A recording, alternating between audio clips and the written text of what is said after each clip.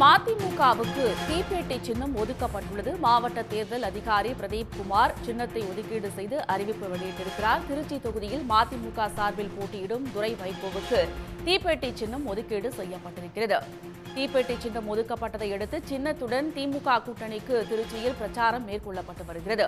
துரை வைகோவுக்கு ஒதுக்கப்பட்டுள்ள தீப்பெட்டி சின்னத்தை அமைச்சர் ரகுபதி அறிமுகம் செய்து வைத்தார்.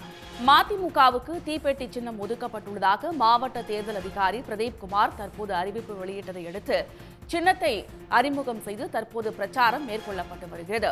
திருச்சி தொகுதியில் மதிமுக சார்பில் போட்டியிடும் துரை வைகோவுக்கு தீப்பெட்டி சின்னம் ஒதுக்கப்பட்டதை அடுத்து சின்னத்துடன் தற்போது பிரச்சாரம் மேற்கொள்ளப்பட்டு வருகிறது. துரை வைகோவுக்கு ஒதுக்கப்பட்டுள்ள தீப்பெட்டி சின்னத்தை அமைச்சர் ரகுபதி அறிமுகம் செய்து வைத்தார்.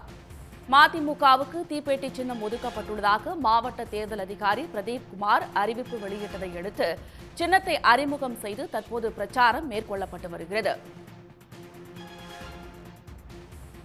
எந்த சின்னம் கொடுத்தாலும் இன்றைய மோடியினுடைய அந்த அரசியலை அந்த மத்திய ஒன்றிய அரசை அகற்ற வேண்டும் என்பதிலே இந்தியா கூட்டணியை வெற்றி பெற செய்ய வேண்டும் என்கின்ற நோக்கத்திலே இந்தியா வாக்காளர்களும் இருக்கிறார்கள், தமிழ்நாடு வாக்காளர்களும் இருக்கிறார்கள். அந்த அடிப்படையிலே இன்றைக்கு எங்களுக்கு திருச்சி நாடாளுமன்ற தொகுதியிலே இந்தியா கூட்டணியுடைய வேட்பாளராக தலைவர் தளபதியினுடைய ஆசி பெற்ற வேட்பாளராக போட்டியிடுகிற துரை வைகோ அவர்களுக்கு மறுமலர்ச்சி திராவிட முன்னேற்ற கழகத்தின் வேட்பாளர்களுக்கு தீப்பெட்டி சின்னம் ஒதுக்கப்பட்டிருக்கிறது. அது பட்டி தொட்டி எங்கும் அடுத்த நிமிடமே கொண்டு சேர்க்கப்பட்டிருக்கிறது என்பதுதான் இதில் ஒவ்வொருவரும் அறிந்து கொள்ள வேண்டிய ஒன்று. இன்றைக்கு நீங்கள் யாரை கேட்டாலும் சொல்லுவார்கள் துரை வைகோவினுடைய சின்னம் தீப்பெட்டி சின்னம் என்பதை இன்றைக்கு திருச்சி நாடாளுமன்ற தொகுதிக்கு உட்பட்ட மக்களுக்கு அறிவித்த அடுத்த உடனேயே தெரிந்திருக்கிறது என்று சொன்னால் இந்தியா கூட்டணியினுடைய வேட்பாளர்களுடைய சின்னங்களை அறிந்து அதில் வாக்களிக்க வேண்டும் என்பதிலே நம்முடைய தமிழக மக்கள் எந்த அளவுக்கு ஆர்வத்தோடு இருக்கிறார்கள் என்பதற்கு இந்த நிகழ்ச்சி ஒரு எடுத்துக்காட்டு. அங்கீகரிக்கப்பட்ட ஒரே அரசியல் கட்சி அதிமுக தான் களத்தில் நிற்குது அப்படின்னு சொல்லி முன்னாள் அமைச்சர் விஜயபாஸ்கர் தொடர்ச்சியாக பிரச்சாரம் பண்ணுறாரு. இதை எப்படி முறியடிக்க போறீங்க? அவர் ஏதோ 20 HP பவர் இருக்கு, 6 இடத்துலையும் கொண்டு போய் 20 HP மோட்டாரை இறக்கிட்டோம், அதில் தண்ணி இறச்சி ஜெயிச்சுடுவோங்கிறாரு. அங்கே ஃபீஸை பிடுங்கிட்டாங்க ஈடி இல்லையா? அப்போ டூப்ளிகேட் ஃபீஸ் போட்டாங்கன்னா ஈடி திருப்பி வந்து என்ன நடக்கும்னு தெரியும். அது விஜயபாஸ்கருக்கு புரியும். பாவம் அந்த வேட்பாளரை இன்னும் மாட்டி விடணுங்கிறதுக்காக தான் 20 HPன்னு சொல்லி தெரியும். ஒரு HPக்கு 1 கோடியை கணக்கு பண்ணி சொல்லியிருக்காரு. 6 தொகுதிக்கு 120 கோடியை சொல்லியிருக்காரு. அதை தேர்தல் ஆணையம் கவனித்துக் கொள்ளும். அதை விட அவர்களுடைய பாரதிய ஜனதா கட்சியினுடைய தோழமை கட்சியான ஈடியும் அதை பார்த்து கொண்டிருக்கிறது. இதுக்கு என்ன நடவடிக்கை எடுக்கிறாங்கன்னு 2 நாளில் பார்த்தா தெரியும். ஈடுபட்ட அண்ணாமலை வந்து இந்தி திணிப்பு போராட்டத்தை வந்து பிஞ்சக்காலனின்னு சொல்லி கொச்சைப்படுத்தி பேசியிருக்காரு. என்ன இந்தி திணிப்பு? அதாவது 1980ல் வந்து பேசின இந்தி சமஸ்கிருதத்தை பற்றி இப்பயும் தூக்கிட்டு வராங்க, பிஞ்ச காலனியை வந்து தூக்கிட்டு வர மாதிரி தூக்கிட்டு வராங்கன்னு சொல்லி கொச்சைப்படுத்தி பேசியிருக்காரு. எப்படி? அதாவது அவருக்கு வந்து பிஞ்ச காலனி அவருக்கு தேவையில்லை.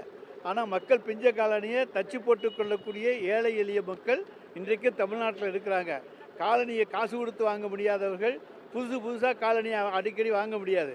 அவங்க வந்து காலனியை தைத்து போட்டுக்கொள்ளக்கூடிய ஏழை எளிய மக்கள் இருக்கக்கூடிய நாடு தான் தமிழ்நாடு. அவர்களுடைய வாழ்க்கை தரத்தை முன்னேற்ற வேண்டும் என்பதுதான் திராவிட மாடல் அரசினுடைய நோக்கம்.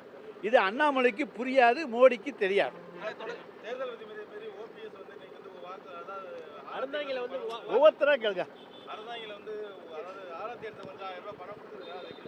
அதாவது ஓபிஎஸ் வந்து தேனியில் 2000 கொடுத்தாரு, இங்கே 5000 கொடுத்தாலும் டெபாசிட் வரப்போகிறதில்ல. ஏதோ நம்ம மக்களுக்கு காசு அவர் அடித்து வச்சுருக்க காசு கிடைக்குது, மகிழ்ச்சியோடு வாங்கி கொள்ளட்டும். அவர் எந்த ஊருக்கு போனாலும் நாங்களே மக்கள் கூட்டத்தை கொண்டு நிற்பாட்டுறோம். 2000 ரூபா கொடுத்துக்கிட்டே போகட்டும், எங்களுக்கு ஆட்சேபனே இல்லை. அவருக்கு ஓட்டே ஒருத்தரும் போட மாட்டான், அவரை பற்றி தெரியும். இதை விட ஒரு சங்கடமான ஒன்றும் கிடையாது. அவங்க வந்து இந்தியாவுடைய நிதியமைச்சராக இருக்கக்கூடியவர். மாதம் அவங்களுக்கு எம்பிக்கு ராஜ்யசபா எம்பியாக இருக்கிறதுக்கு சம்பளம் வருது. அந்த சம்பளத்தில் அவங்க செலவு போக மிச்சம் வச்சுருப்பாங்கல்ல, அதை வச்சே கூட இந்த எலெக்ஷனில் கிட்டத்தட்ட 10 வருஷமாக இருக்காங்க. அந்த 10 வருஷத்தில் இந்த 120 மாதத்தில் அவங்க சேர்த்து வச்சுருக்க காசை செலவு பண்ணாலே போதும். மாதம் ஒரு 50,000 சேர்த்தாலே 60 லட்சம், அதுக்கு மேலே செலவு வரப்போவதில்லை. அதனால் அவங்க சொல்கிறது பச்சை பொய் என்பதை இந்திய மக்கள் அனைவரும் நன்றாக அறிவார்கள். 96 லட்சம் ரூபா அதிகபட்சமாக செலவு.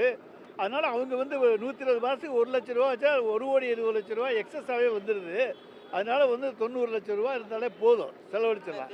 இன்றைக்கு தேர்தல் ஆணையம் விதித்திருக்கிற, அதுவும் இன்றைக்கி நீங்கள் பார்த்தீங்கன்னா அவங்க எந்தெந்த அளவுக்கெல்லாம் ஸ்ட்ரிக்டாக இருக்காங்கன்னு உங்களுக்கு தெரியும். மற்ற கட்சிகள்லாம் பண மூமெண்ட்லாம் செய்ய முடியாது.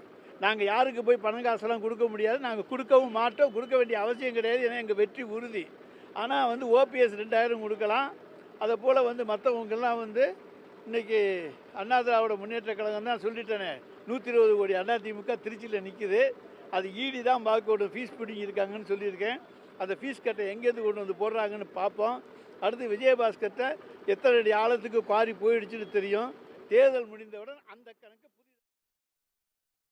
மதிமுகவுக்கு தீப்பெட்டி சின்னம் ஒதுக்கப்பட்டதை அடுத்து அதனை அறிமுகம் செய்து வைத்து துரை வைகோவிற்கு ஆதரவாக அமைச்சர் பிரச்சாரத்தை தொடங்கி அந்த நேரடி காட்சிகளை பார்த்தோம்.